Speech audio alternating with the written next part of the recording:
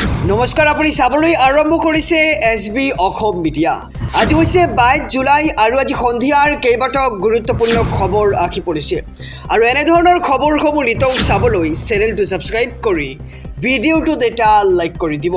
সমগ্ৰ ৰাজ্যবাসীক জনাইছোঁ আজি সন্ধিয়াৰ প্ৰথমটো ব্ৰেকিং নিউজ। পদত্যাগ কৰক প্ৰধানমন্ত্ৰী নৰেন্দ্ৰ মোদী, গৃহমন্ত্ৰী অমিত শ্বাহ আৰু ধৰ্মেন্দ্ৰ প্ৰধানে। হুংকাৰ এইবাৰ ৰাহুল গান্ধীৰ। এই মুহূৰ্তৰ খবৰ জনাইছোঁ, এটি ব্ৰেকিং নিউজ। প্ৰধানমন্ত্ৰী নৰেন্দ্ৰ মোদী পদৰ পৰা পদত্যাগ কৰক নৰেন্দ্ৰ মোদীয়ে আৰু গৃহমন্ত্ৰী পদৰ পৰা পদত্যাগ কৰক অমিত শ্বাহে। আনফালে শিক্ষামন্ত্ৰী পদৰ পৰা পদত্যাগ কৰিব লাগে ধৰ্মেন্দ্ৰ প্ৰধানে আৰু এইবাৰ এনে হুংকাৰ প্ৰদান কৰিছে কংগ্ৰেছৰ যুৱৰাজ ৰাহুল গান্ধীয়ে। আৰু যুৱ প্ৰজন্মৰ ভৱিষ্যত ধ্বংস কৰিবলৈ দিয়া নক'ব মোদী চৰকাৰক, ছাত্ৰ ছাত্ৰীয়ে ন্যায় পাবই লাগিব। আৰু এইবাৰ পুনৰ হুংকাৰ প্ৰদান কৰিছে বিৰোধী দলপতি ৰাহুল গান্ধীয়ে। ছাত্ৰ ছাত্ৰীক কৰা অত্যাচাৰ সহ্য কৰা নক'ব আৰু ছাত্ৰ ছাত্ৰীৰ বিৰুদ্ধে ৰুজু হোৱা গোচৰ উঠাই লওক বুলি এতিয়া হুংকাৰ প্ৰদান কৰিছে বিজেপি চৰকাৰক। আনফালে ছাত্ৰ ছাত্ৰীক আক্ৰমণ কৰাটো সাধাৰণ ঘটনা নহয় বুলি এক প্ৰকাৰ মন্তব্য কৰিছে ৰাহুল গান্ধীয়ে। আৰু মোদী চৰকাৰৰ বিৰুদ্ধে এইবাৰ সৰব হৈ পৰিছে ৰাহুল গান্ধী, হাল্লাবোল হৈ পৰিছে ৰাহুল গান্ধী। প্ৰধানমন্ত্ৰী পদৰ পৰা পদত্যাগ কৰক নৰেন্দ্ৰ মোদী, লগতে কৈছে গৃহমন্ত্ৰী পদৰ পৰা পদত্যাগ কৰক অমিত শ্বাহ আৰু শিক্ষামন্ত্ৰী পদৰ পৰা পদত্যাগ কৰিব লাগে ধৰ্মেন্দ্ৰ প্ৰধানে। সমগ্ৰ ৰাজ্যবাসীক জনাইছোঁ সন্ধিয়াৰ আৰু এটি ব্ৰেকিং নিউজ ডাঙৰ খবৰ।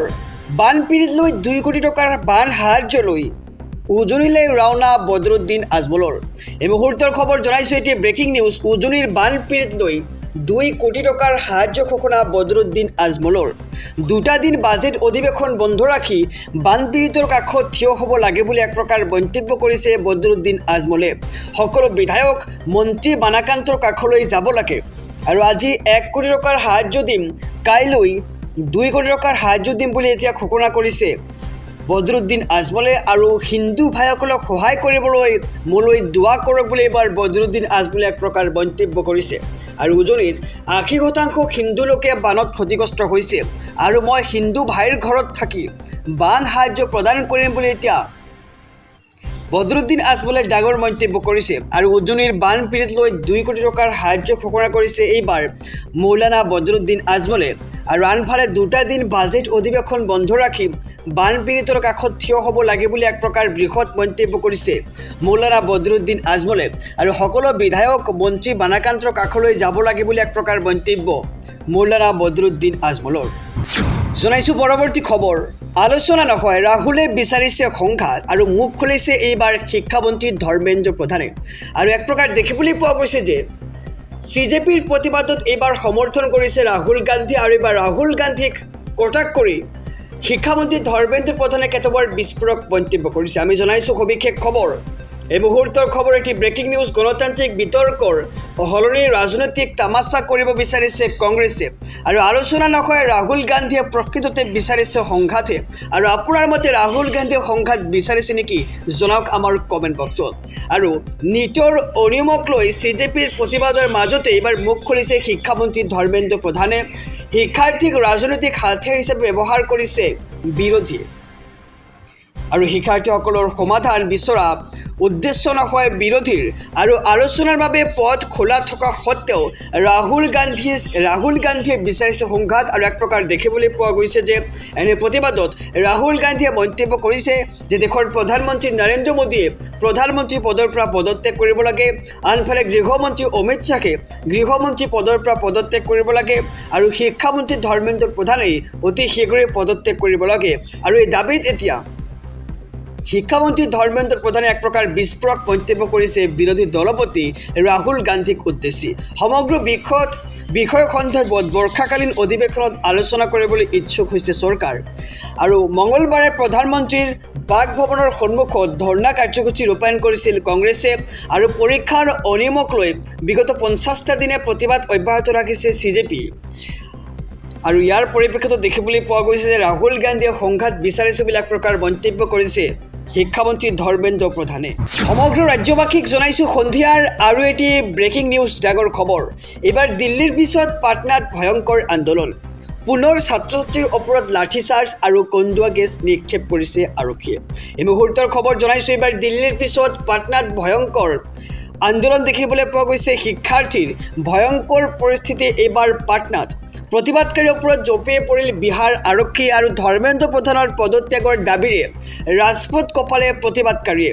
আৰু প্ৰতিবাদকাৰীক বাধা দিবলৈ আৰক্ষীয়ে নিক্ষেপ কৰিছে কন্দুৱা গেছ আৰু প্ৰতিবাদকাৰীক বৰ্বৰভাৱে লাঠিচাৰ্জ কৰিছে আৰক্ষীয়ে। আৰু বিহাৰৰ ৰাজধানী পাটনাত এইবাৰ উত্তপ্ত পৰিস্থিতিৰ সৃষ্টি হৈছে। দিল্লীৰ পিছত এইবাৰ পাটনাত শিক্ষাৰ্থীৰ সংগ্ৰাম দেখিবলৈ পোৱা গৈছে। ভয়ংকৰ পৰিস্থিতি পাটনাত আৰু শিক্ষামন্ত্ৰী ধৰ্মেন্দ্ৰ প্ৰধানৰ পদত্যাগৰ দাবীৰে পাটনাত এইবাৰ ভয়ংকৰ পৰিস্থিতি দেখিবলৈ পোৱা গৈছে। সমগ্ৰ ৰাজ্যবাসীক জনাইছোঁ সন্ধিয়াৰ আৰু এটি ব্ৰেকিং নিউজ ডাঙৰ খবৰ। এইবাৰ বানৰ মাজেৰে বন্যাৰ্তৰ কাষত মুখ্যমন্ত্ৰী ডক্টৰ হিমন্ত বিশ্ব শৰ্মাক দেখিবলৈ পোৱা গৈছে। আৰু বানৰ মাজেৰে বন্যাৰ্তৰ কাষত মুখ্যমন্ত্ৰী ডক্টৰ হিমন্ত বিশ্ব শৰ্মা আৰু বন্যাৰ্তৰ অভাৱ অভিযোগ বুজ ল'লে ৰাজ্যৰ মুখ্যমন্ত্ৰীগৰাকীয়ে। আৰু আনফালে সকলো ধৰণে সহায় কৰা হ'ব বন্যাৰ্তক আৰু পুঁজিৰ কোনো অভাৱ হোৱা নাই। বহু অঞ্চলত এতিয়াও বহু মানুহ পানীৰ মাজতেই আছে আৰু কষ্টৰ কোনো সীমা নাই। কিন্তু কষ্টৰ মাজতে তেওঁলোকক সহায় কৰা হ'ব। আমি সৰ্বশক্তিৰে উদ্ধাৰ অভিযানত নামিছোঁ বুলি এক প্ৰকাৰ বন্যাৰ্তৰ কাষত গৈ ৰাজ্যৰ মুখ্যমন্ত্ৰীগৰাকীয়ে এনে মন্তব্য কৰা দেখিবলৈ পোৱা গৈছে। আৰু বানৰ ফলত যথেষ্ট ক্ষতি হৈছে। ৰাজ্যৰ মৃতকৰ সংখ্যাও বৃদ্ধি পাইছে দিনক দিনে।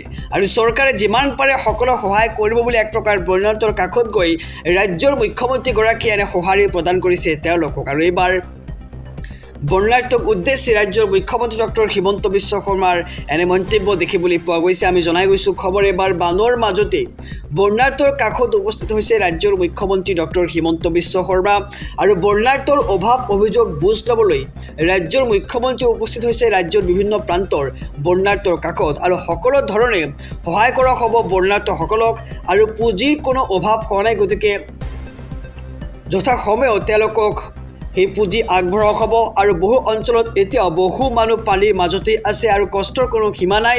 গতিকে কষ্টৰ মাজতেই এইবাৰ বন্যাৰ্তসকলক সাহায্য প্ৰদান কৰিবলৈ আগবাঢ়ি আহিছে ৰাজ্যৰ মুখ্যমন্ত্ৰী ডক্টৰ হিমন্ত বিশ্ব শৰ্মাই। সমগ্ৰ ৰাজ্যবাসীক জনাইছোঁ সন্ধিয়াৰ আৰু এটি ব্ৰেকিং নিউজ ডাঙৰ খবৰ। কণ্ঠ দমন বন্ধ কৰক, শিক্ষামন্ত্ৰীয়ে পদত্যাগ কৰক। আৰু এইবাৰ এনে দাবী লৈ হাতে হাতে বেনাৰ আৰু পোষ্টাৰ লৈ বিধান হ'বলৈ কংগ্ৰেছ বিধায়কক দেখিবলৈ পোৱা গৈছে। এই মুহূৰ্তৰ খবৰ জনাইছোঁ এটি ব্ৰেকিং নিউজ।